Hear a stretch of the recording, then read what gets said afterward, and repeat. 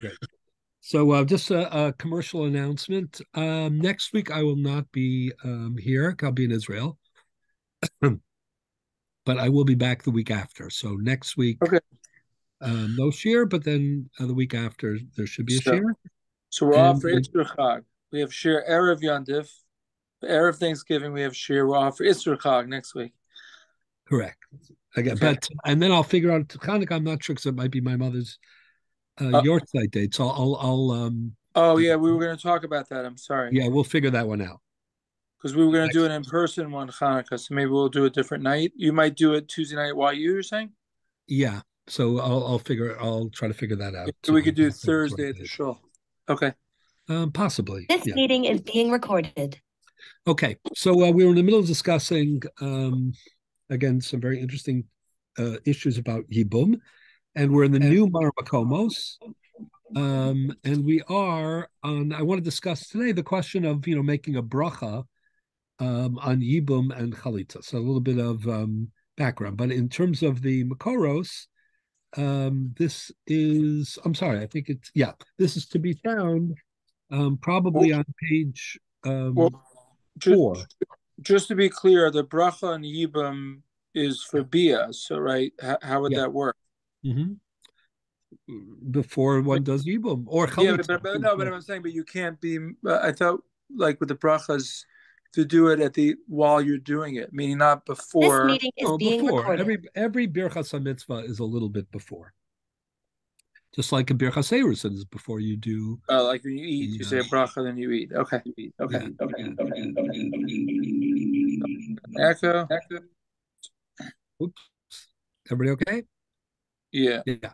Okay. technical So difficulty. what I want to do is I want to turn to page I think it's page 4, where we have the Chuvas Harajba. Everybody have that on the new Marmakomos. Okay. So we have Chuvas Harajba Chelik Aleph Siman Yud Ches. Everybody who wants to follow inside having trouble finding that, or everybody has it? Simon Yudchet. Yes, have it. Okay, great. So I'm going to Top proceed. of page 4. Page 4. Okay, thank you. I appreciate it because I sometimes have different pagination. Okay, great. Good to see you all.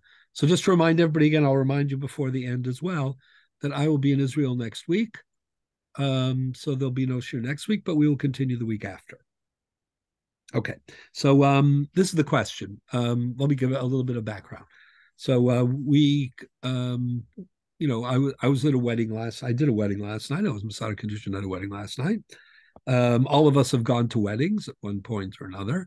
So we are familiar with the fact that at a wedding, part of the ceremony, there's a bracha called Birchas Erusin. Not only that, but there's also Birchas Nisuin. That's for the stage 2 of the wedding. The Sheva brachos that we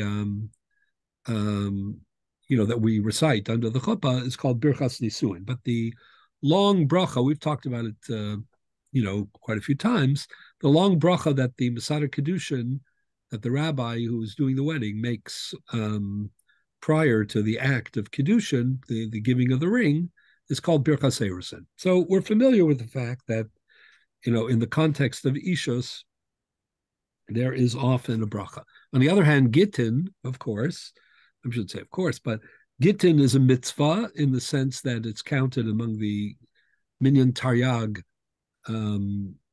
as well. Good to see Rabbi Roth, as always. And Here. thank you. Good to have you, as they say.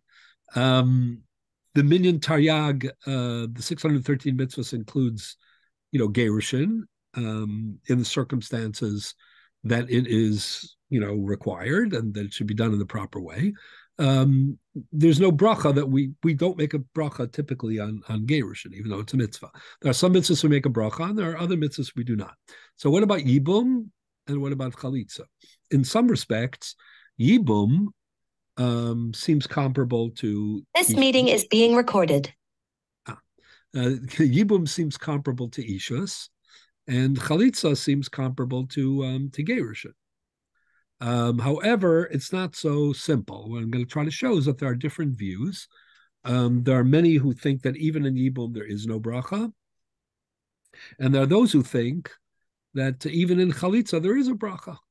So there's a range of different views. It's an interesting issue, and in addition to being a Hilchos Brachos issue, more than that, it's a Hilchos Yibum v'Chalitza issue. Right? 1 second. Isn't by tzedakah? There's a question. Why don't you make a bracha on tzedakah? Yeah. And the answer is because the recipient can back out.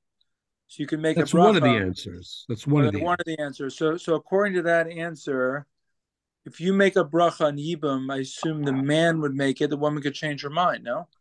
Well, you could ask that question by Kiddushin too, right? No, because who makes the bracha by the chuppah? You're saying by the wedding, the woman could back out at the wedding, and therefore it's bracha. I mean, the truth is that this is when it comes to the wedding, this is actually a big argument, whether you make the bracha before or after the wedding.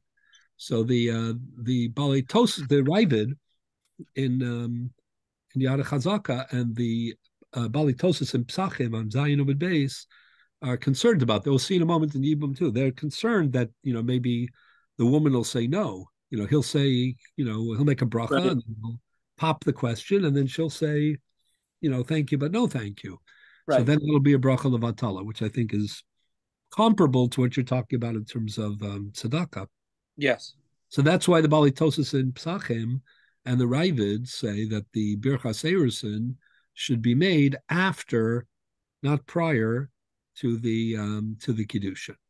However, the Rambam, as we know, and the practice that we have, pretty much across the board, is that we make the Birchas Erusin before the Kiddushin, and we're seemingly not concerned about that problem. There's another reason why you might make the bracha afterwards. That's the famous view of the Rosh. Does that have to do with whether it's a mitzvah Rosh Rambam argument? Yeah, so the Rosh is of the opinion that we make a Birchas Erusin after the Erusin, because he thinks that the bracha is not a Birchas HaMitzvah, it's a Birchas Shevach v'Hoda'ah, meaning it's not a bracha in advance of the mitzvah, because he thinks there is no mitzvah. The mitzvah is really Peri Verivya, to procreate, and that the Kiddushin is just a means, to an end. And therefore, it wouldn't warrant a bracha on its own right. So rather, it's a bracha rhapsodizing about the importance of the institution of marriage. So then it should be made afterwards, because a Birchas Shavach v'Hodah, typically, not in all cases, but typically, like you hear thunder, the bracha you make on thunder and lightning, or having, or meeting some, a king or, some special person. You make that bracha afterwards, not before, because it's a reaction to an experience. Meaning, you expressing gratitude. Either it's gratitude or it's just shavach, it's praise. Meaning, so you have to experience it first. Experience thunder and lightning, and you say, Oseh Ma'aseh Bereshis or Shekocho Gvuraso Melei Olam. You're saying, wow, this is, a show of strength, a show of divine power. So, of course, you don't, until you experience it, you don't. Make a bracha over it. So that's what the Rosh says. But the practice in I was once at a wedding where they Masada Kedusha made the bracha after the Erusin, but it's not because he held like the Rosh. He just made a mistake. He didn't know exactly what he was doing. But that can happen too. But in mostly the practice in Klal Yisrael is according to the Rambam's view. The Rambam's view is that you make the Birchas Erusin in advance of the Erusin. According to the Rambam, it's a Birchas HaMitzvah. He calls it a Birchas HaMitzvah. According to the Rambam, really the bracha should be made by the Chassan, not by the rabbi, because it's his mitzvah. It's not the rabbi's mitzvah, right? The rabbi's probably already married, but or either way, it's not his marriage, so it's not his mitzvah. So, but what happened was it developed over the centuries that many chassanim didn't have the capability of making the bracha. Not everybody was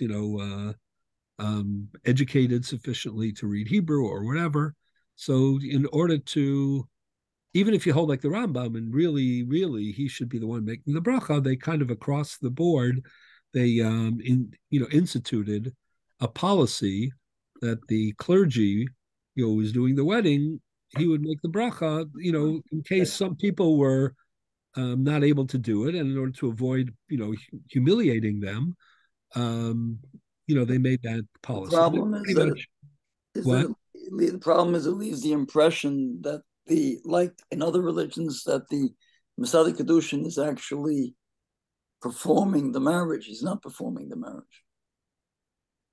Yeah, right. I mean, the idea of performing a marriage is really, I mean, as you he's say, not it's a creating cultural. the act of marriage, where in other religions it appears from the way they do it that the clergy is actually making it a marriage. Yeah, no, it's a great point. It's a great point. And that's why the phrase that we use for the clergy at a wedding, in Hebrew, I mean, we're getting a little far afield, but we're going to get back to Hebrew in a second, is Mesader Kedushin. So Mesader Kedushin means the person who organizes, the ceremony, like he's there to give guidance. The Gemara says in Kedushin that mi she'eni odea b'tiv gitin v'kedushin lo yehe esek imahem. That if make sure that the person who is overseeing, your wedding, is somebody who's knowledgeable. And if he's not, you should, he might be popular, he might have a good voice, he might be the color of the month, and again, in popularity or in other things. But if he doesn't know tiv gittin v'kedushin lo ya'asek imayim. So, but you're right, because it's not, the rabbi isn't performing the ceremony. He is overseeing and organizing and making sure that it's done, properly. So the making of the bracha, you're right, is a little bit, it's a little bit misleading, because that's why there's a actually very interesting discussion in the, there's some speculation whether when Reb Chaim Soloveitchik was Masada Kedushin at a wedding, so there were different reports whether he used to also pour a little or spill a little bit of wine on his fingers, before he would give the chassan to drink, because the Bari Pri Hagafen and the drinking really belongs to the chassan. It's his mitzvah, and then the kal also drinks, but it's not, the Masada Kedushin isn't drinking. He's saying Bari Pri Hagafen, and then he's saying the long Birchas Harrison, but it's not his bracha really. So according to the Rambam, really the chassan should make the bracha fully. So that's the question was, since the Masada Kedushin is making the bracha, he's saying Bari Pri Hagafen, maybe he should drink a little bit, so there was some question whether or not in practice, Reb Chaim used to spill a little bit of wine on his fingers or not, or at one point he did and then he stopped, etc. It's an interesting question. Anyway, getting back to the bigger question, we make a bracha on Erusin. According to many of the Rishonim, certainly the Rambam, it's a Birchas HaMitzvah. According to most Rishonim, it's a Birchas HaMitzvah, with the exception of the Rosh. And when it comes to Gittin, we certainly don't make a bracha. What about Yibum and Chalitza? So Jacob, before, you had brought in the question of tzedakah, right? So the question, I don't know if Jacob's, Yes. Are you with us, Jacob? Yes, I'm on mute. You mentioned the tzedakah issue. So this tzedakah issue has its roots, like this Yibum and Chalitza issue, in a very famous exchange between very early Rishonim. And that is, there is a letter that was written from the father-in-law of the Ravid, who was called the Ravi Avad, Rab Avram ben Yitzchak Av Bezdin of Narbonne. His son-in-law, Rab Avram ben David of Paskier, is the famous Ravid, but his father-in-law wrote a book called Sefer HaEshkol, and he was also a very big Talmud Chacham. So he had an exchange with another Talmud Chacham called Rabbi Yosef Ibn Palat. And that's like one of the most extensive early discussions about what you'll see in a minute. What do you make a bracha on? What don't you? including things like tzedakah. I mean, some of the answers about, oh, maybe the guy will, he won't accept. That's one answer that's given. Another answer is maybe there's only bracha on ben adam lamakom, not on ben adam lechavero, or maybe it's a davar shein in the issue of Yibum, there's so there are all sorts of answers, all sorts of explanations that are given. Anyways, but in the issue of Yibum, there's a bigger question because Yibum there's a zikuk that comes from, so to speak, from the Rebbeinu Shalom. So it's unlike an erison where two people have to sort of agree. Okay, this has already been pre-established. Right, it's a great point. So we'll see if that's there's no reason to make a bracha on something that already happened. Right, but maybe you would make a bracha on the. Remember that the eris, even if there is a zika, but the zika isn't exactly erison, and we already talked about this a little bit. Meaning, we talked about the Sfarno a couple of weeks ago, who was of the opinion that the erison is still there because it's the erison of the mace, and I mentioned that the Rambam uses the expression hikna lo min hashamayim, but others will tell you that because it's a zika, therefore, the act of bia, maisa bia, the yibum, will be both erison and nesuin biyachad. Either way, but you see something happen because you need a chalitza to break it. No, for sure. But remember, it's only chai lav, and it's not it's not eshasish. No, but I mean to make the bracha after it happened already. In other words, the dead brother's erison happened. The zika was automatic, so that's not when he died. Though you can't make a bracha on that. But the point is that now they're still not married completely because she's not an eshasish. She only becomes an eshasish. Remember, it's kiikachi shisha. But this is not nesuin. We're talking about kedushin erison here. We're not talking about nesuin. Right. The ziko gets right. But the point is, right. But you can't be so. Meaning, you might have a point, but I wouldn't be so dogmatic about it because typical erison is eshasish. A typical erison is an initiative that is taken, by the man. Here, there is no initiative. It's an automatic zika. She's not yet an eshasish. And just remember that the Torah uses the expression ulakocha lo leisha. The word kicha, kiikachi shisha, refers to erison. So lakocha lo leisha may imply this is not the view of the Sfarno, and it's not the view of Rashi, and one view of Tosas and Kiddushin either. But it may be the view of other Rishonim, and that is that ulakacha lo leisha is not only the equivalent of nisuin, but it's also the equivalent of erison. Moreover, do you make a bracha on nisuin? So, we don't, because we usually do erison and nisuin together, or you have the sheva brachos. But a lot of the Chachmei Sfarad, Ramban, the Rajba, the Ritva, in Ksuvis are of the opinion that the birchas, what we call birchas erison, is for both erison and nisuin. That's how they explain the phenomenon of why nisuin is mentioned in the language of the bracha. What do we say? Asher kiddushanu b'mitzvos v'tzivanu al arayos v'asar lanu es harusos v'hiter lanu es hanesuos lanu al yedei chuppah v'kiddushin.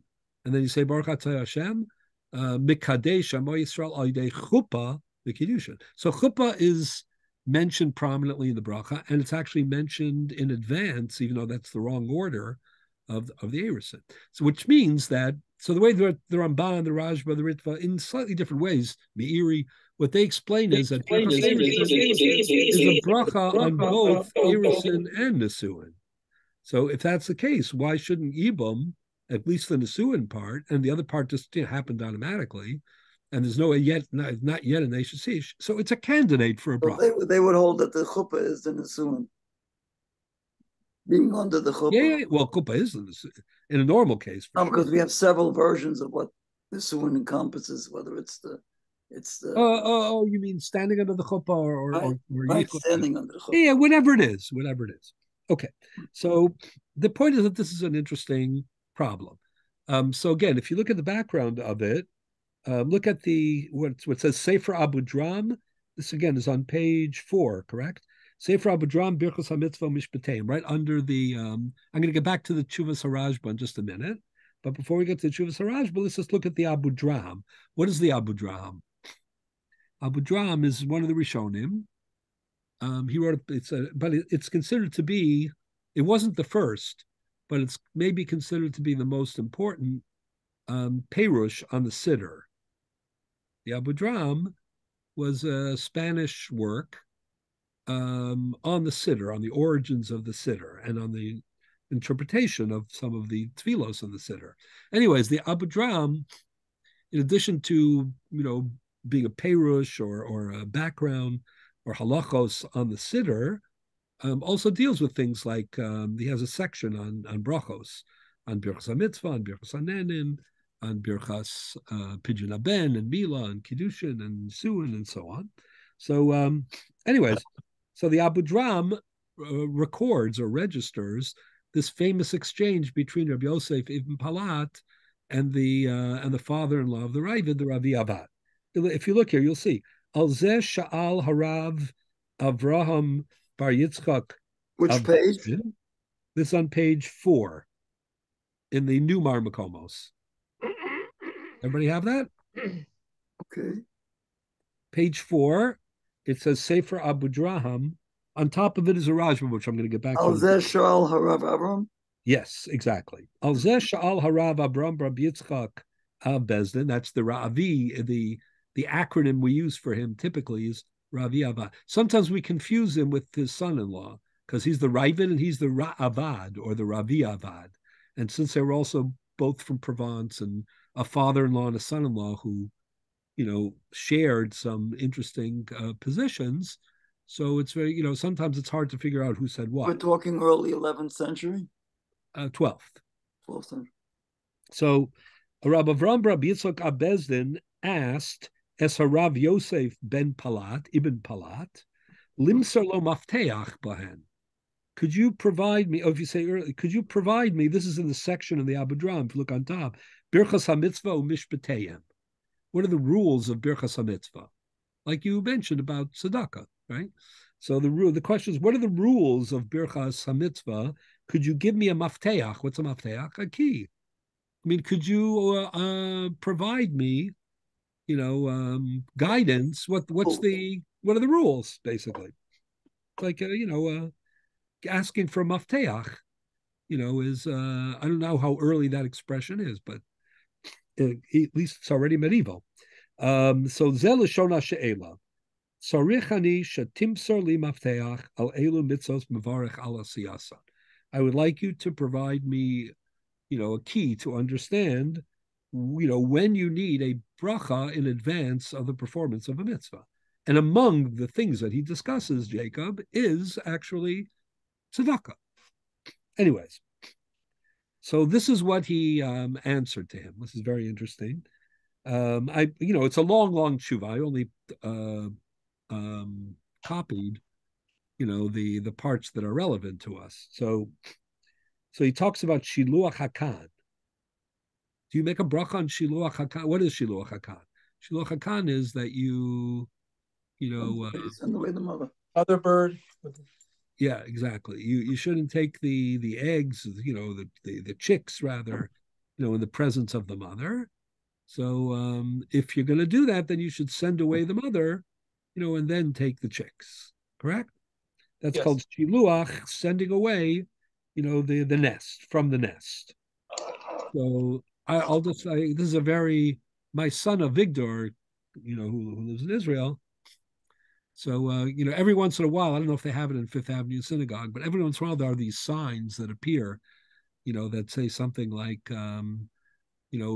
take the opportunity, to do the mitzvah of Shiluach Hakan, in Muncie. I don't know why all Shiluach Hakan is in Muncie. So it's like, if you want to go to Muncie, you could do the mitzvah. They have land because they have grass. Makes sense. On Sunday morning. So my son Avigdor who's has strong and funny opinions. So he would always go a little bit ballistic whenever he'd see this sign, because this is exactly what the Abu Dram is talking about. He says, because you're not supposed to take the chicks. If you do, it's a lav anita klase. If you send away the mother, you're mitakein, that lav. It's a lav anita klase. So he was always very enraged, like, well, why are they setting up a Shiluach HaKan? In other words, anyways, so the Abu Drama addresses the question of making a bracha on Shiluach HaKan. But he says, listen to this, Shiluach HaKan nami mitzvah baba aveirahi. So he says it's like a mitzvah baba aveira. You shouldn't make a bracha on it. It's like a mitzvah that comes about by doing an aveira. What does he mean by that? He doesn't literally mean mitzvah baba aveira. Mitzvah baba aveira is like a little of a gazel, right? You want to fulfill the mitzvah of the Daled Minim, and you steal them in order to do it. That's a mitzvah baba aveira. Isn't this a little bit like Hashem goes? I mean, yeah, exactly. So what is that? That's called a lav hanita klase, right? Yeah. You don't make a bracha when you return somebody. Exactly. So let's say you stole. That's why Vigdor would get a little upset. Let's say you steal somebody. You're going to steal his money, so you can give it back, and you can make a bracha on the Shavas Hagzela. So it isn't exactly like that. I mean, the Shavas Hagzela is a little more obvious, but that's what when the Abu Drams when he answered him and he said it's a mitzvah baba. That would be a mitzvah hababa vera, first of all. The case, case of returning the theft would be a mitzvah hababa vera. Well, it isn't technically a mitzvah hababa, but it's a lava nita klase, but it has the equivalent. It means obviously you're not supposed to do this in order to be mitaken it. You're supposed to avoid it to begin with. So, but I'm saying if you would go out and plan to steal in order to get the mitzvah to return it, I mean, would you even get the mitzvah? My intention is right. So it's just real when the mitzvah is the laban nita kla'aseh, is simply neutralizes the malchus, right? It doesn't necessarily mean that you walk away with a plus of a mitzvah. You did a lav, which is a violation. That doesn't come off your record. The only thing is you don't get punished for it if you give it back. So what you save on is the tikkun, the nitak, is with regard to the onesh, right? But obviously, what it also may indicate you did tshuva. You have to do tshuva, exactly. Absent tshuva, just giving back alone is not sufficient. If you do tshuva and you don't give back, that's not sufficient either. So what we mean by mitzvah baba aveira here is more like you're not going to make a bracha on something that is a tikkun mitzvah, where you're playing catch up and you're just trying to neutralize an avera, because that isn't a positive mitzvah. That's that's, as I say, that's a mitigating mitzvah. So then he goes on to say, "Dichsiv lo tikach eim al banim, v'imlacha shaleach or shalach tishalach." So v'chein, this is very interesting. Arifas peter chamor tifte beseh v'imlo tifteva arafto. So the Torah says in Shemos that if you have you're supposed to do peter chamor, peter chamor. But if you don't do the arifa, if you don't break the neck of the chamor, of the peter chamor, the firstborn chamor, you can be poded, you can redeem it with a seh. So what they're saying here is, if you do this pigeon, you're not going to make a bracha. The chain streifas nosar, or you're not allowed to leave. When you bring a korban to the Beis Hamikdash, you're supposed to consume it in timely fashion, like you have a certain amount of time to eat it. And if you leave it beyond that time, that's a violation of nosar. Called. However, the Torah says if you have nosar, you should burn it. So that's a lav and nita klase. So you're going to make a bracha on the burning of the nosar. Shouldn't be. Does that bring us to the machlokus about chalitza and yibum? Oh, excellent. So look at the next line. Anyways, ela mikulan umay dedami lahu, right? Mishum to have a mitzvah b'aveira lo mevarchin alayis. So again, it's not literally a mitzvah b'aveira, but what it means is these are not constructive mitzvos. These are mitzvos. These are mitigating mitzvos, I'll call them. And therefore, they don't deserve a bracha. A bracha is something which is about a positive, kiyum, a positive experience, a davar shebekdusha. These are catch-up, the Rebbeinu Shalom gave you a way out of your impropriety. So the mitigation of your impropriety is not something you make a bracha on. So then comes the next line. The ein mevarchin ala chalitza. Why? Mishum de mitzvah ba'aveirahi. But Again, not that literally, depends on but your outlook on chalitza. now again, chalitza is not a lavanita class A. It depends on whether It's certainly not a mitzvah ba'aveira. depends whether you think you. However, if you think that yibum is far preferable, right, and we discourage chalitza. Now, remember, we've been discussing some of these topics for a few weeks already. So, one of the things that we saw is that, like some of the Mefarshim ala Torah say how akzari it is if somebody just refuses to do yibum, because he could continue, he could provide a legacy for his deceased brother, and like he refuses to do that, meaning there's a strong the ceremony shows that. The ceremony strong, says it very clearly. Yeah, I mean the ceremony of chalitza. Yeah. Exactly. So that's why, according to Rabbi This meeting is being recorded. we have this also with Rabbi Chiel mi Paris. We'll see in a moment that that's one of the reasons that some explain why there's chalitza sanal, the removal of the shoe. So some of them explain that's a siman of avelos, like when you're in Ava, when you're mourning, you can't wear leather shoes. Mm. So they say, in a way, when you refuse to do yibum, it's like you're triggering a second avelos, on the mace.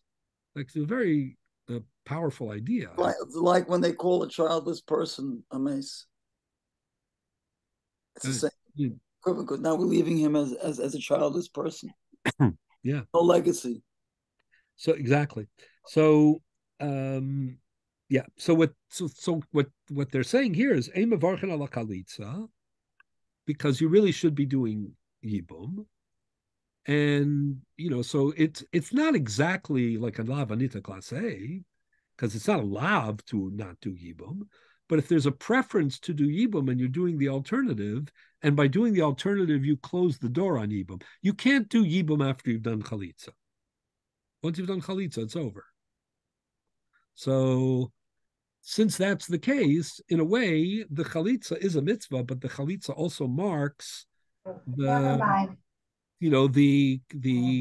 preclusion of doing the better mitzvah, the preferred mitzvah. So it has a downside. So this isn't a pure mitzvah. This is a mitzvah, which it's a mitigating mitzvah in a way. But what do we do now that the Rabbanan said that we shouldn't do yibum? So now the chalitza should be at least a mitzvah to Rabbanan. But it still reflects, right? So we'll see in a moment. I'm going to show you that the Mari Segal, quoted in the Maril, actually says you do make a bracha on chalitza.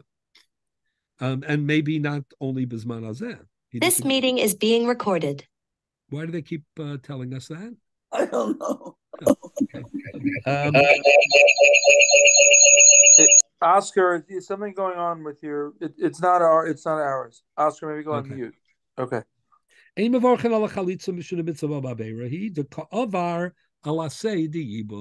isn't literally true, but you get the idea. The idea is we would have preferred you to do yibum, and we're, instead of thinking, oh, you're doing chalitza, we're thinking you're not doing yibum.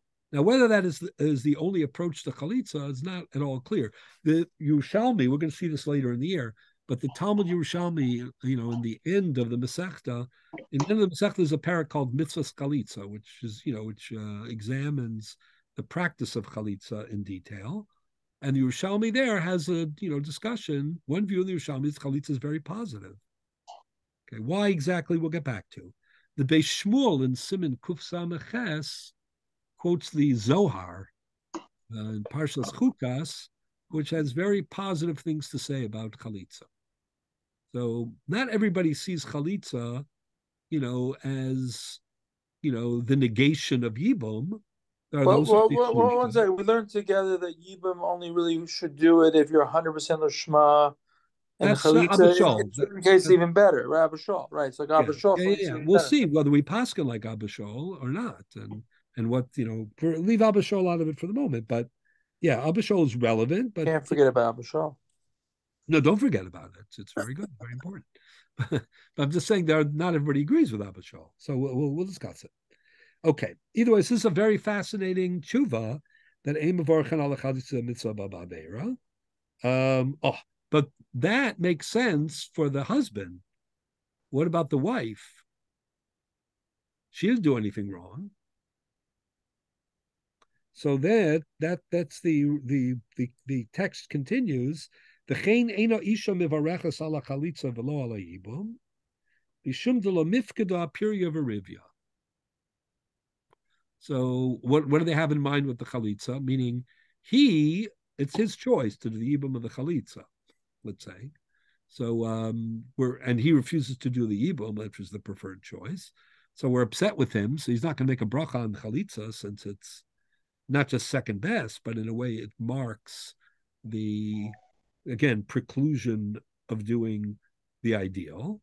But she is totally innocent. She's upset. She's, her doing the chalitza is all that's left to do.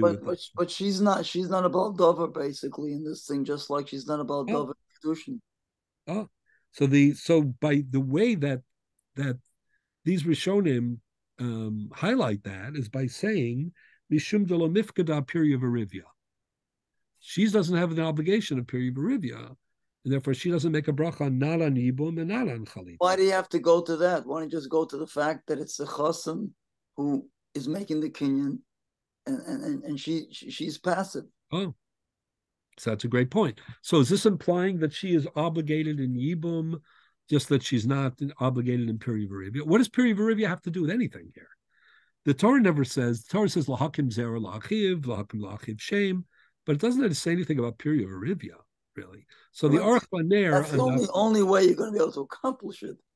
Well, so the Aruch, I'll just highlight it for you. The Aruch LaNer on Daf Chaf Amud Aleph quotes this Abu Dram and this. If you look on top, the Rashba had a slightly different version of this.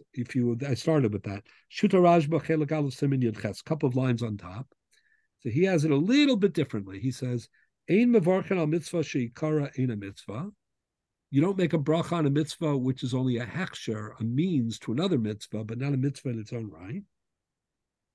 Kegon chalitza v'yibum sheha'ikar mishum pirya v'rivya v'hi ein a mitzvah al pirya v'rivya. So let me make it clear. There's an argument in the Mishnah, Tanaim argue whether a woman is obligated to pirya v'rivya or not. We paskin, the Rambam, the Shulchan Aruch, everybody paskins, like the Manda Amar, like the Tana, who says that women are not obligated in pirya v'rivya. But what does that have to do with Yibum? Right? In Yibum we speak about lahakim shame la'achiv, for sure. But is that pirya v'rivya? So the Aruch LaNer says, I don't understand the Rashba. And he has two questions. Number one, he says, where did pirya v'rivya come from? It doesn't say anything about pirya v'rivya in the Psukim. It doesn't say anything in the Mishnayos and the Gemara. It doesn't say anything about Yibum and pirya v'rivya. Moreover, whose pirya v'rivya are we talking about? The Yavam and the Yavama or the Mace? If we're talking about the Yavam and the Yavama, for all we know, they have children of their own. Many. That's not a factor in Yibum. Are we talking about the mace? So he says, so what will happen? Let's say the mace has a daughter and not a son, or a son and not a daughter. Are you going to say he hasn't fulfilled pirya v'rivya, so you should do Yibum? We don't say that. We say as long as there's any child, or grandchild or great-grandchild, anybody in that line, then there's no din of Yibum. Even though pirya v'rivya, we paskin, is not fulfilled until there's a son and a daughter. This is the Aruch LaNer's way of saying, A, I don't know where pirya v'rivya came into play here, and B, it isn't pirya v'rivya, certainly not the standard normative pirya v'rivya, because it doesn't qualify, it doesn't conform with what we know about that obligation. So then he has a third point, and that is, he says, listen, it seems like what they're saying here is that the Yavam is obligated, but the Yavama, the woman, has no obligation, not of Yibum and not of Chalitza. He says, if that's the case, he says, then I have a very great difficulty. I'm going to tell you the difficulty, and then I'm going to show you the other positions about bracha. What's the difficulty? The Gemara Nivamos and Daf Chaf Amud Aleph suggests that the rule of Aseh Docha Los Aseh, a positive commandment, will push aside a negative commandment, will apply to Yibum, as long as it's only an Aseh against a Los Aseh. For example, the Los Aseh Sheyesh B'Koris. No, if it's Yesh Bakares because it's a real Chaybe Krisus, then you won't say it. But not, what about Chaybe La then? But this is Chaybe Krisus, is it not? No. Why is it Chaybe Krisus? Oh, you mean the Eshesach? Yeah. No. Okay. But all Yibum is Eshesach. Yeah, So forget about Eshesach, right? I'm talking about the following. Let's say you have a Grusha, right? Let's say the deceased brother married a Grusha, even though he was a Kohen, or maybe he was a Chalal, or maybe he was a Kohen and he wasn't allowed to. He married a Grusha. And now this Grusha is a Yibum candidate to the brother who's a Kohen. So can this Kohen, is this Kohen obligated or have the mitzvah of Yibum with the Grusha? Now that's not Chaybe Krisus. That's not Asay Dochalos Asay Sheish Bakares. That is... But logically, we would say that the only exemption was given is to marry the Eishes Ach, to transgress, so to speak, that there was no leeway given to transgress anything else. So the Gemara on Daf Chaf says, except let's look at the Gemara. Does everybody have the Gemara, I assume? So let's look at the Gemara just for a moment. Just 1 second. The Mishnah Daf Chaf Amud Aleph in Yevamos discusses this question. Once I get back from Israel, we'll start going more into the straight text. The Mishnah says the following on Chaf Amud Aleph 20a. Klal Amr B'Yivama. Everybody have that? Who's looking on Chaf Amud Aleph? Yeah. The Gemara says Klal Amr B'Yivama. There's a principle that we, that applies to Yivama. Kol Shi Iser Erva. If the candidate for Yibum, in addition to being an Eshesach, which is whatever Yibum is also an Erva. Erva means Chaybe Krisus. It's his daughter, it's his wife's sister, meaning Ruvain married Shimon's daughter. Reuven and Shimon are brother, and Reuven married his niece. Okay? So that, now Reuven dies, and Shimon is, we're evaluating whether Shimon can do Yibum with Reuven's wife, but it's his daughter. Of course he can't do Yibum with her. That's Erva. That's Krisus. So if it's Kol Shehi Iser Erva, like a daughter, Lo Choletzes V'lo Misyavemes. It's what we call, there's no Zika, meaning there's no tie between them under those conditions, and there's no Kalitza, there's no Yibum. However, Iser Mitzvah v'Iser Kedusha, if it's not Kares, it's not an Erva, but it's some other lesser prohibition. Now, which is which? Which is Iser Kedusha, which is Iser Mitzvah? Like a Kohen to Grusha? But Kohen the Grusha is a great example. So then it's Choletzes V'lo Misyavemes. So then there's an obligation of, because there is a Zika, just like Kedushin is Chal, even though it's prohibited. And therefore, there's a requirement of Chalitza. Chalitza or Deraisa? The Gemara itself tells us that not only is there Chalitza, but there would be a permissibility of a limited Yibum, what's called Bia Rishon. And the reason for that is because Aseh Docha Los Aseh, the mitzvah of Yibum, will override the Isser of Gerusha L'Kohen. But it won't override it forever. It'll just override it for the Bia Rishona, which is the main mitzvah. And therefore, now, why am I telling you all this? Well, this is very important to know. You would need a get after that, right? After the L'Kacha Lo L'Isha, for sure. Yeah. So why am I telling you all this? Meaning, there is a din of Aseh Docha Los Aseh, a positive commandment overrides a negative commandment. In the case of Yibum, in the case of Chayve Lavin. Another example, this would be a Kohen Gadol.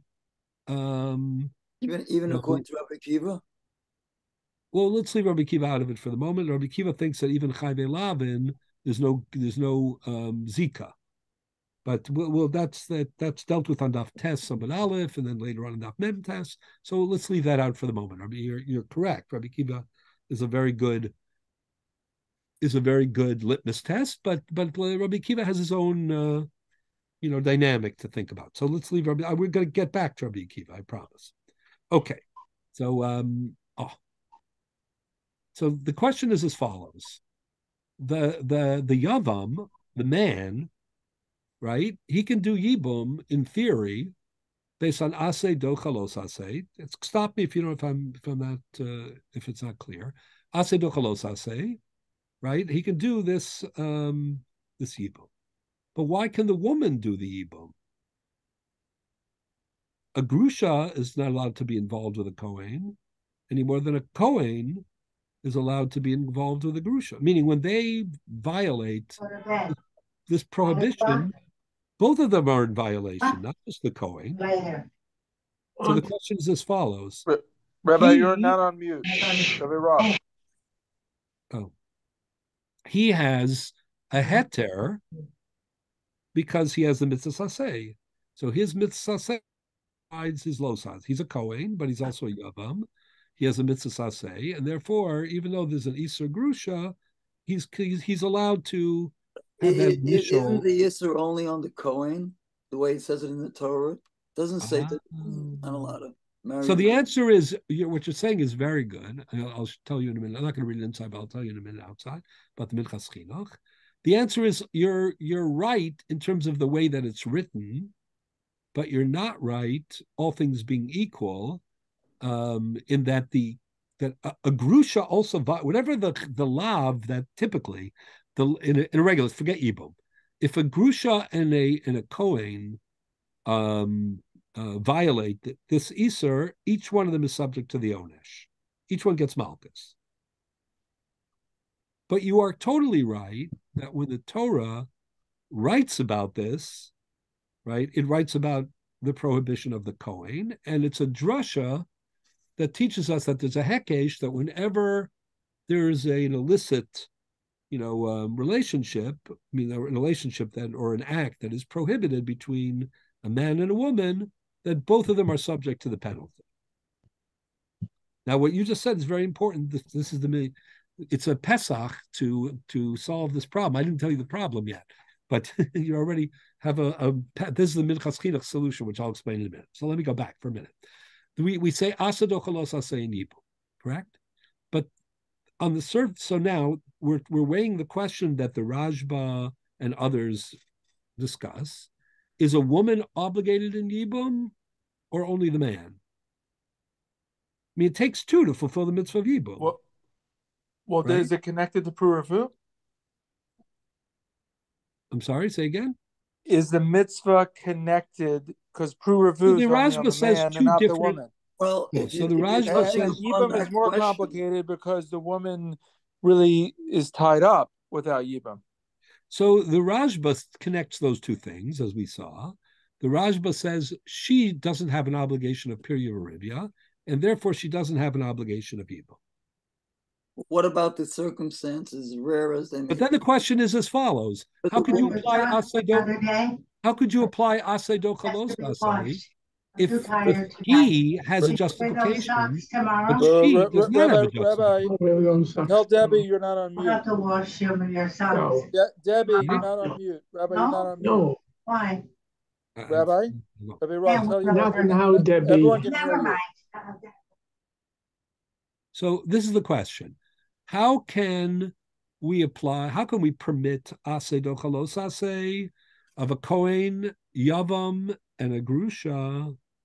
Bishlomo, the husband, the Kohen, he has a heter because he has the Aseh, and he has the Los Aseh, and Aseh is do Chalos Aseh. But if we take the view of the Rajba, by the way, also the Rambam, and also the Sefer Chinuch, then none of them think that a woman is obligated in the mitzvah of Yibum. So if we take that view, how could the husband be involved and do an asay dochalos asay? It actually includes the wife, it includes the yavam rather, the yavama, and she doesn't have the asay. I understand the assay is on him. Why does it matter if she's? I'm confused.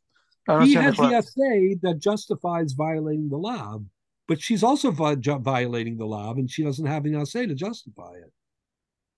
So you're asking a different question. How could a woman ever do yibum because she has a lav and not an assay? Not ever, only in a case where there's also what we call chai belavin. In a typical Right, case, right. That's really the question. How yeah, could a woman do yibum in a case of chai belavin? correct. He can do it because it's asay dochalos asay, but for her it's just a los asay. There's no asay. Actually, the question is even maybe So the stronger. Aruch LaNer was so taken with this question, and Avchafam and Aleph and Yavamos, that he said, you see from here that this Chuvas Harajba and the Rambam and the Sefer, they must be all wrong, or at least the Bali Tosis must think they're wrong. And it really, she must also be obligated in the Asay. Otherwise, how could we permit her to participate with him in the Yibum when his participation is justified and her participation is not? That's the Aruch LaNer's conclusion against these Rishonim. He said she is also obligated in the mitzvah of Yibum. So that's his proof that she's obligated. But what happens if she has a hechsher mitzvah? So that's a great point. So hold on to that just for a minute. Before I get to that, I'm just going to give you. Are we taking the position that a woman has no choice, so to speak, in the issue of Yibum Chalitza because she actually has, under certain circumstances, the ability to reject the Yibum, no? Right. Yes, but we'll talk about that more. But that's irrelevant to this question anyway. This question, let's assume they both want to do Yibum, but it's Chayve Laban. So he can do it in a limited way because of Asay Dochalos Asay, but she shouldn't be able to do it at all because she only has the Los Asay. Why can't you do the reverse of your logic beforehand? Just like you punish the woman when she transgresses with the man, even though the man has the why don't you reverse it? So this is what the Minchas Chinuch says. Minchas Chinuch says the following. He says, listen, the only reason she has a lav, how do we know that she has a lav? Because it's a hekesh. We have a limud that says that when if there are two people involved in an avera, it's that meaning the man and the woman, then both of them are prohibited, and both of them get the onesh. Says the Minchas Chinuch, but the fact that we learn it from a hekesh may mean the following, and that really it's his prohibition. The reason she's prohibited is because she's joining his prohibition. Otherwise, she wouldn't be prohibited in her own right, because the Torah wrote it in such a way, in this case, that it's really his prohibition.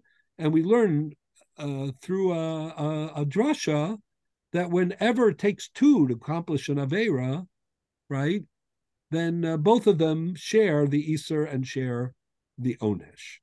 But the point is, is it equal? You could have said, well, that's just the source. But what it means is just like a Kohen is prohibited from a grusha is prohibited from a Kohen. But the Minchas Chinuch is basically saying that isn't the way it works. A Kohen is prohibited from a grusha, and the grusha is prohibited to participate in his Avera, and if she does, then she shares the Avera and the Onesh. But let's say it's not an Avera for him because he has a mitzvah saseh. So then she doesn't have the lav, even though she doesn't have the asay, because he doesn't have the lav. Meaning her lav is as a participant, together with him. But if he's in the clear, then she's in the clear. That's what I thought you were trying to say before, or trying to say. That is the answer. In a way, more strongly, perhaps, is to say that if he can drag her in to the lav and to the punishment, then he should be able to drag her in for the exemption also. In other words, she gets dragged in. Why is she getting punished? She doesn't have because she participated with him, she did something wrong. It's the So same he thing. does something that he has an exemption for, Right. even though she doesn't have the exemption for. If her obligation, if her prohibition isn't inherent, it's because it's his prohibition, then when he's not prohibited, then she's not prohibited either. So you know who says this? This is the Minchas Chinuch. If you look on page, 1 second, if I can find it. I'm not going to read it inside because it takes too long, but that is the Minchas Chinuch. It's on page, I think 5, maybe. You see Minchas Chinuch Parshas Bereshis, Mitzvah Aleph Os Beis, Which page 5? or maybe it's the end part is on page 6, his own part.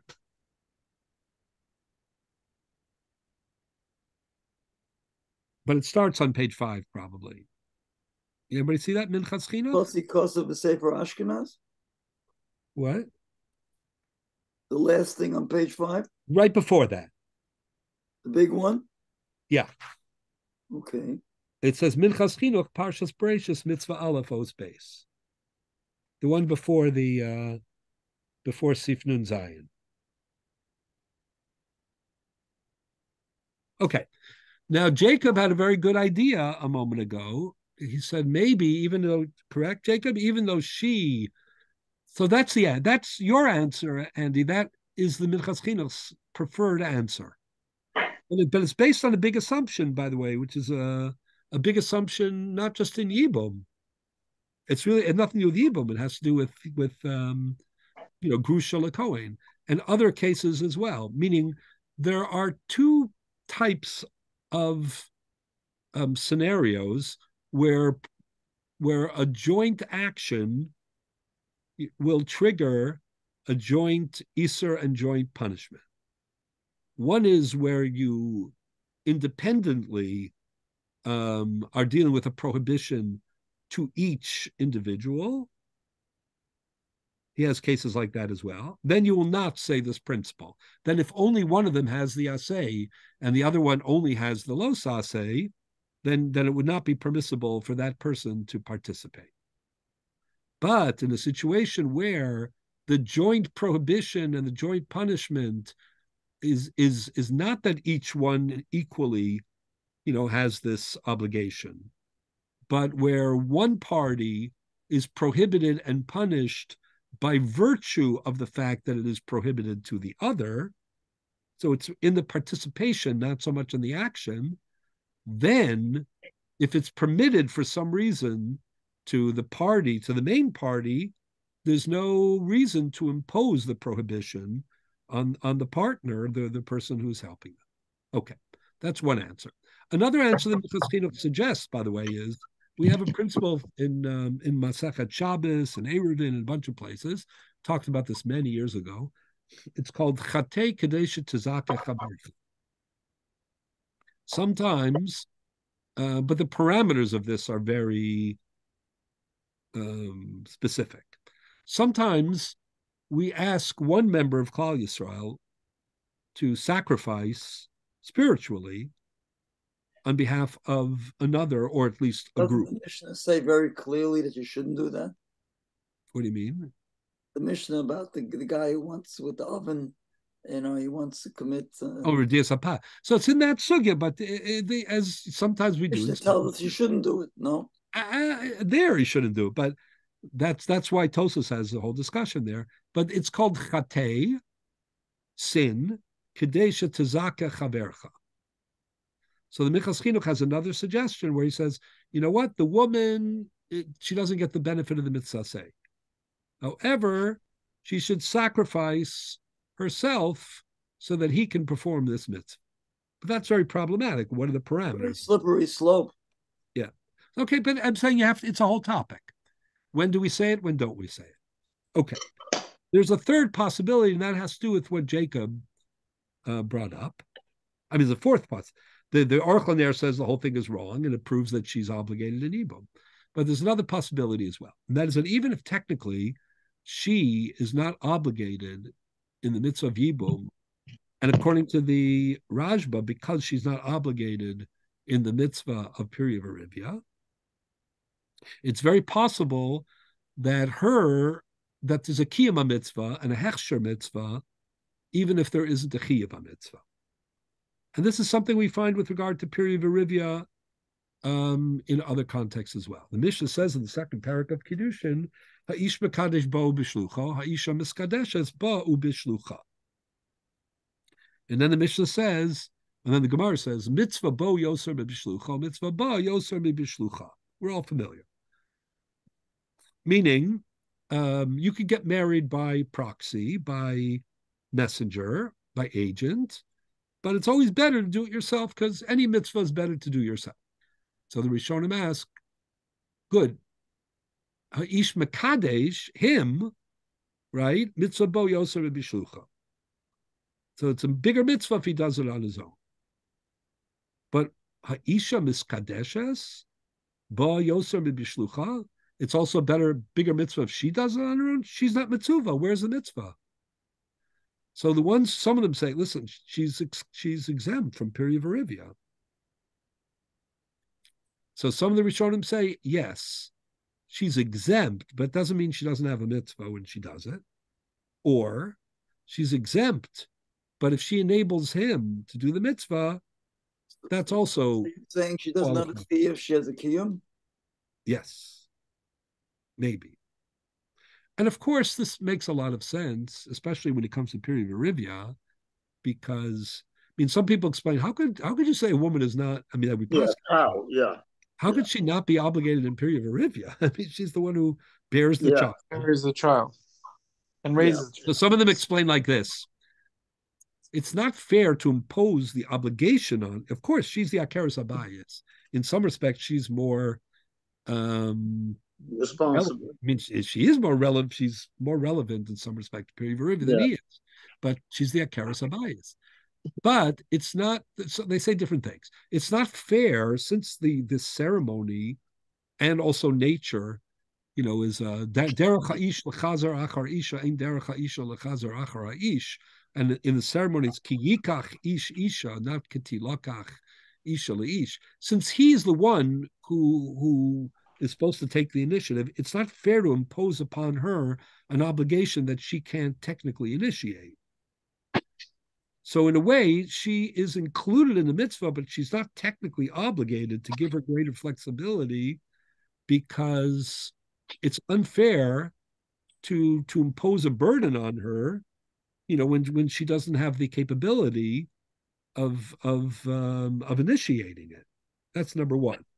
The Or Sameach has a very famous suggestion, which I think is on a moral level, is a very interesting idea. He says, listen, women in giving birth, childbirth, it's there's a lot of anxiety, there's pain, there still is, but back in the day certainly there was even more danger.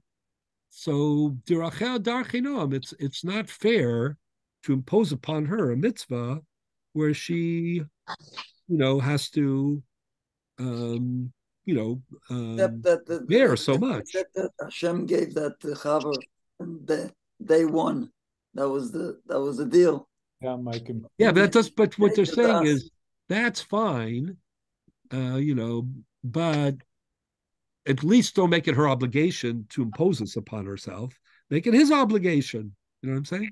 So the bigger idea that I'm trying to convey is that even if technically there's no Piri Verivia, even if technically she's not obligated in the mitzvah of Yibum, that might be true, as far as it goes.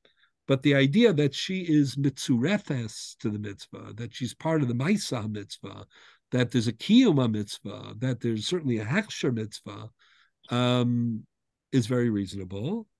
And maybe that's enough to be connected to the principle of Aseh Dochalos Aseh. Maybe that would be sufficient as well. Okay. Anyways, we have a few more minutes. Let me ask a technical question. If Sure. the woman decides she doesn't want to have Yibum with the Yavam, and they have to make Chalitza, he still has to say all those terrible things. She's yeah. Even though she was the one that turned him down from Yibum? It's still a description objectively of a Blaming the poor disappointment. guy, he was more than willing to do it. Yeah, I hear it. Anyway, look, so far we've seen, according to the Abu Dram, and now there's no brach on Yibam, there's no brach on Chalitza, correct? So I just want to correct that. It's not so simple.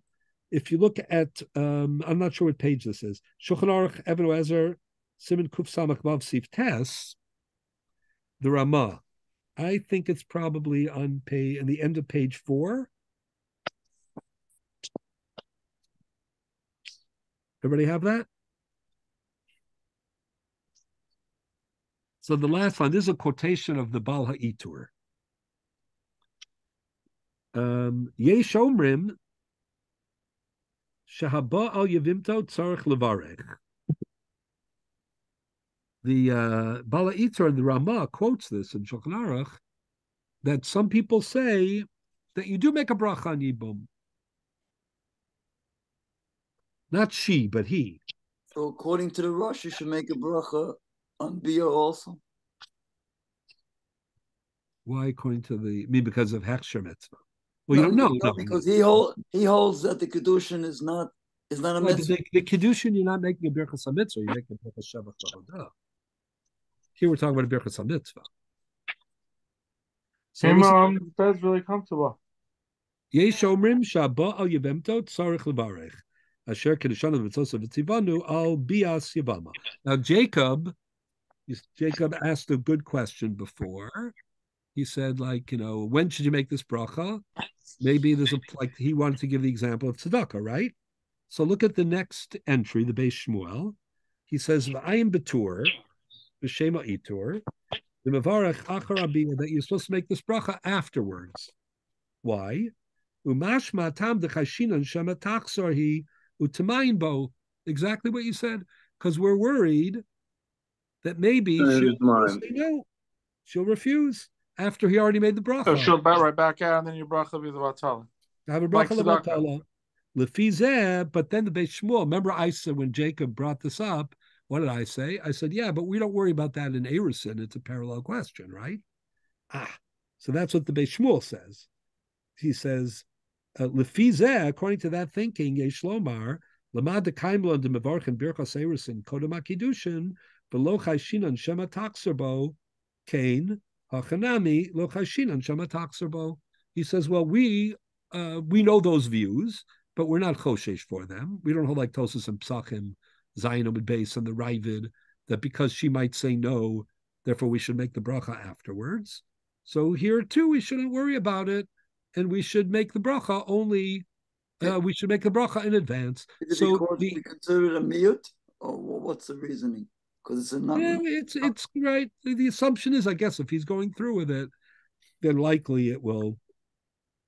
So that's interesting. But it's interesting to note that the Taz specifically rejects this. The Taz in Even Ezer says, even though, in Erusin, we're not worried about it, we're worried about it in Bias Yavamin. Maybe because one's a Zika and, there's more pressure, and, therefore and it's also a bigger, step in some respects. So whatever it is, the Taz doesn't go along with this. If you look at the Maril, so he expands this even to Chalitza. The Maril's Minhagim of Hilchos Chalitza, Amar Lanu Mari Segel, Shera Kasuv, he saw it written in an authoritative place, presumably, Sheyesh Lo Yavam Levarech Al Mitzvahs Chalitza, that the Yavam makes a bracha not only on Yibum, but even when he does Chalitza, he makes a bracha. Remember the Abu Dram said it was a mitzvah Babavera. No, it's very Chalitza makes more sense than Yibum because she can't back out.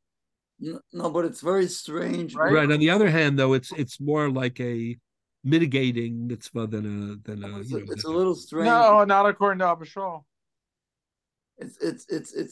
It's strange because we have even Abba Shaul thinks that it's a secondary mitzvah. He just thinks that the circumstances for Yibum's optimum status are very specific.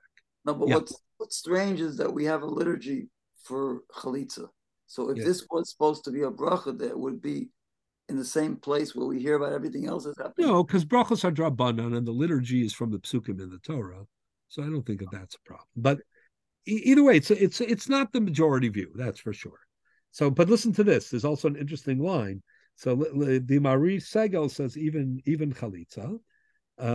So listen to this. The shalu milafana. What happened to mitzvah b'avera? I mean, he doesn't hold it that way. He holds, it's still two alternatives, or maybe he holds like that Zohar that it's completely positive or positive enough. So I just wanted to show you the range. I mean, it's a very interesting question. The Shalom Milafana, they asked him, Im Kain L'ditu Shayu Miyavmim Nami Yivarech HaMitzvah. So he said, it's a little bit strange to make a bracha, positive bracha, after you're bawling the guy out there on the. Yeah. It's a little bit. Yomar Inachanami, Bafil Tema Inachanami. Yeah. The Shalu Im Kain Hamagarish Beget Nami Yivarech. So they said to him, listen, remember I started off by saying that, the question whether you make a bracha on Yibum and Chalitza seems comparable to, do you make a bracha on Eris and Nesuin on one side? Do you make a bracha on Gittin? Nobody thinks you make a bracha on Gittin. Rabbi Akiva's view may be that closest to making a bracha on it. I hear. Or like we had last year, we talked about a get me ava. That sometimes, the Lavush and Yochum Fish and Pearl, I thought it was even earlier sources. The idea that, if you... doesn't want her to be a or something. Yeah. So, but interesting. But it's an interesting question. He's saying, oh, you make a bracha on Chalitza, why don't you make a bracha? So listen to the answer. The Amar Hachi Hashta, Hasam Gzeira Mishamayim, the Achiv Meisus Kukalo. He says, listen, in the case of Yibum, this is all tragic and it's all circumstances. The brother died, right? And now the question is he going to be able to muster, is he and she going to be able to muster the emotions, the will, to go ahead with the Yibum or not? So what he's saying is, if they end up doing Chalitza, it's a little bit like what you're saying, Jacob, also. It's like, if they end up doing Chalitza, that's the right thing, and you can make a bracha. However, when it comes to Gabi get, Iuda Afsir Anafshe, no one forced them to marry. Who told them that they should, cultivate feelings in their marriage? She'ein zivuga mola yafa v'yispardu hamnam loya noeg levarech gam b'chalitza. However, he says the minhag is not to do it even in chalitza. But it's an interesting issue. The comparison between Gittin and Chalitza. You could say the opposite too. You could say, like we said before, you were saying Rabbi Akiva. Listen, if I have a bad marriage, so then the right thing to do is to get married. However, just 1 second. When it comes to Yibum and Chalitza, this is the only opportunity lahakim la'achiv shein. So it's more pressured in a way. It's not about your feelings, it's about your sense of responsibility. So maybe that would be a greater obligation, frankly. So and then you wouldn't make a bracha on Chalitza. So I think it's a very interesting issue. I wanted to bring one other makar to this before we stop, and then I'll take all the questions. The next time we'll continue with with other things. So on the last page, you had it before. After the Minchas Chinuch, Matzasi Kasu b'Seder Ashkenaz? The bottom of page 5. The bottom of page 5. So it's Sif Nun Zayin in the Shulchan Aruch. Matzasi Kasu b'Seder Ashkenazi. Listen to this. After a chalitza that the rabbi who's presiding, we'll call him the Mesader Chalitza, right? Kishiyam de Yom Rab Baruch Atah Hashem Elokeinu Melech Haolam Asher Kedishanu b'mitzvos v'tzivanu b'mitzvos v'chukim shel Avram Avinu. Nice. So you make a bracha after the chalitza. We never refer to mitzvahs before Matan Torah. And the mitzvahs and the chukim of Avram. Listen to it, gets better. The hatam midabrina beperak kisui adam. Because this is what Bischar She'amar Avram v'ad sroch now. When Avram was involved in the war to save Lot, So the Melech Stome Melchizedek. wanted to, wanted to buy him out. So he said to the Melech Stone, I'm not going to take anything from you, not even a shoelace. Right?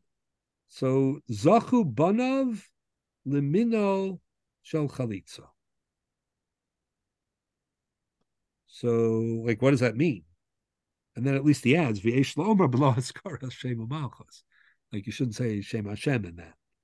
Oh. So if you look at the actual medrash, that they're the Makar, it's Biskar Shamar, it's really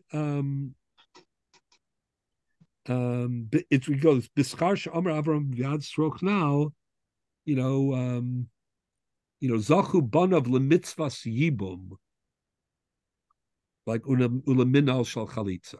It's a connection. Oh, so what's the connection? So, obviously there's a technical connection, chalitza and the shoelace and so on and so forth.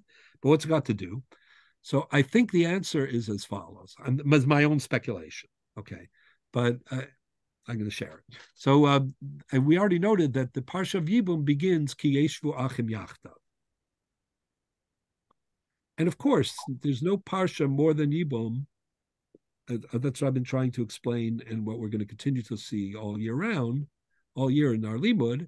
There's no parsha that underscores the breadth of family obligation, and especially the obligation of brothers to each other, more so than Yibum. Which is why I think that Yibum is an expression of Kedushas Ishus Shel Yibum, Shel Ishus, rather, Kedushas Ishus on the highest of level.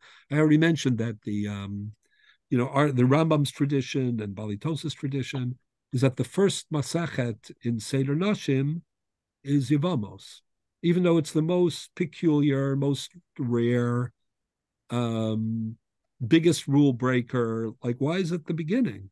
But I've been saying that the reason is because, in a way, if done, and here, Jacob, you could throw in Abba Shol, because I think it's very relevant. If done with the right sincerity, there's a certain selfless and an expansive obligation or responsibility to family that is implied in Yibum. Ki yeshvu achim yachtav. So where does that all come from? It comes from Avram Avinu. And it comes from Avram Avinu even in his dealings with his nephew, Lot.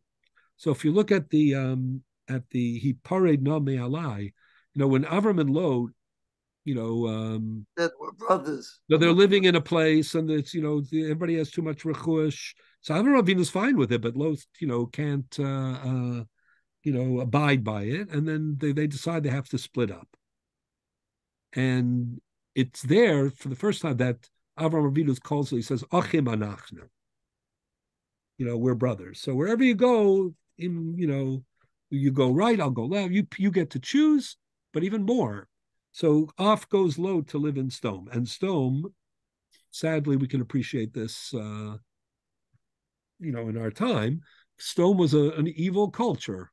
They were ra'im v'chata'im ma'od. They trained their children, even to be, Shamshon Raphael Hirsch, when he talks about, the Lot story and Stone, the second one, when Lot's about to leave Stone, he talks about the fact that, the children came to surround the house, and the anashim. So he says it was the kind of culture where the leaders are corrupt. Usually the sheriff, the governor, at least they should be principled people, not a mob scene.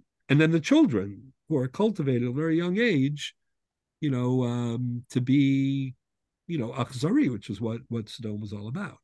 So anyways, Lot decides to live in Stone, B'hu Yoshev b'Stone, and he's captured because he lives in Stone. And then they tell Avram Avinu, Avram Ha'ivri, that Lot has been captured. Chazal say it was Og Melech Habasha, Yavo HaPalit. The Palit tells Avram Avinu that, his nephew has been captured. And then the Torah shifts right away in the Psukim and says something like Vayar Avram ki nishba achiv, not his nephew. Avram realizes that Lot has been captured, right? Meaning his brother has been captured.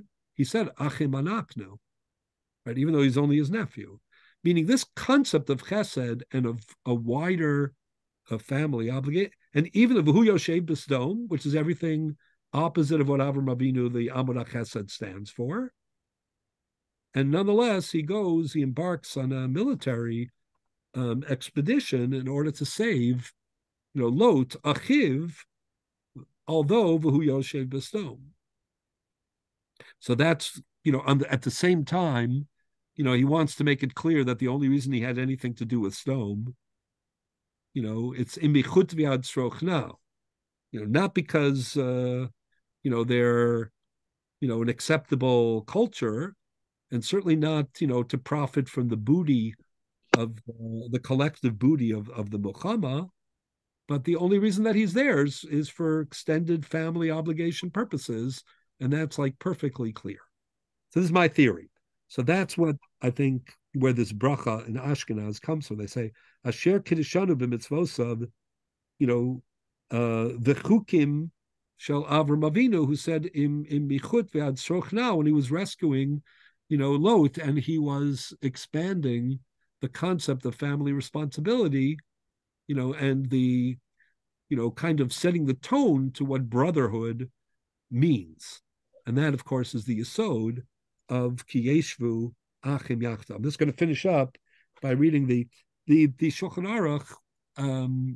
Interestingly enough, this Siman Sifnun Zayin and this bracha of Ashkenaz is quoted. It's after the Shulchan Aruch finishes this particular Siman. He has a dinim ktsara. He has like a shorter version of the Seder HaChalitza. And he himself wrote a Perush on it. So if you look at the Perush, he has two things that are very interesting about Chalitza. So it's the last entry. Kosev Balachos Gedolos, Amar Kodesh Baruch Hu Moshe, Emer ala Yavam. The Rebbeinu Shalom said to Moshe Rabbeinu, tell the Yavam, Shelo Yirtza Yavim, who doesn't want to do Yibum, Ra'ua begufcha meyanta lekayim mitzvah, lefikach tachlots min alecha ka'avel, ukimenuda shadarkan lios yechefim. He said, tell the Avel, this is to explain the strange ceremony of Chalitza, that, if you don't want to step in and do the right thing on behalf of your brother, right, you should take off your shoes like an Avel, like a mourner, and a Menuda, an outcast, shadarkan lios chafev, who walk around barefoot. Ubetipa srucha shebegufcha yecholta lekayim leachicha zera. You could have, tried to, be generous, and with a tipa srucha, a seed, meaning referring to, trying to give birth to fulfill the obligation of lahakim lachiv shame, but you didn't. Therefore, kach v'yarka lefanav tipa srucha. That's where the spitting, in the ceremony of chalitza comes from. V'dayanim omim chalutzanal. Ka'avel, chalutzanal, kimenuda, chalutzanal, kimored b'mitzvah Sinai, etc. And then he quotes Rabbi Chilmi Paris. He says, Rabbi Chilmi Paris, one of the Balei Tosas, says, Matzasi mikonenes b'fnei beis din, shabala yeh kemes belozera, that her husband, if there's no yibum, he'll be, as you say, like a mace without zera, without an heir. But Yavam Heshiv, lo chafatzte, I still won't do it. It's like saying, I don't care. Ume'oz, choletzas na'alo, they remove his shoe, lomar lo sheyitabel alachiv kemeata hareu kemes, v'yishtakach. Like the Rabbeinu Bechai says, but this is a little bit earlier. So meaning, he takes off his shoe because this is like a second Avelus. He's like, sealed, the fate, of his brother, and therefore that triggers a second Avelus. She'eno mekim lo zera v'rokim lefanav. Klomar lo machmas yofyech, chimadatich the korakach lahalbino al asher lo yibna. This is to embarrass him, and to underscore that he's not doing the right thing by ignoring this obligation. The Gama Omdim Sham Korim Gamken Gimel Pamim Chalutz Hanal Lefarsem Bushaso, to publicize his embarrassment, etc. Okay. Anyway, so you get the basic idea. So what emerges from today's shir is three things. Number one, there's a range of views whether you make a bracha on yibum, on chalitza, whether or not he makes the bracha, whether she makes the bracha, the comparison to gittin, the comparison to kiddushin. All of these things are very fascinating. Then there's this other bracha in Ashkenaz having to do with the legacy of Avram Avinu, which is very fascinating. In addition to all that, there's a very lively debate whether a Yavama has the obligation of mitzvah yibum, or only the Yavam does. And that also gets us into the question why you would ever say mitzvah seisha man grama. I'm sorry, why you would ever say that ase docha los ase in chayve lavin, if she doesn't have the obligation, and the question of the relationship of her asay and his asay, her lav and his lav, and the nature of that as well. And then one other factor, and that is the role of Piri Rivya and Yibum, which I still haven't completely explained, which I hope to finish with next time. We'll do a little bit more about the Sefer Chinuch and Sefer Batim, and then we'll start going straight into some of the topics in the first chapter. We'll jump around a little bit less going forward. Okay, so just to remind everyone, I'll be in Eretz Yisrael next week. So no shir. And we continue the week after that. I don't know the exact date, but whatever the date is, we'll continue then, and then we'll figure out what about the week after that, which I think is Hanukkah.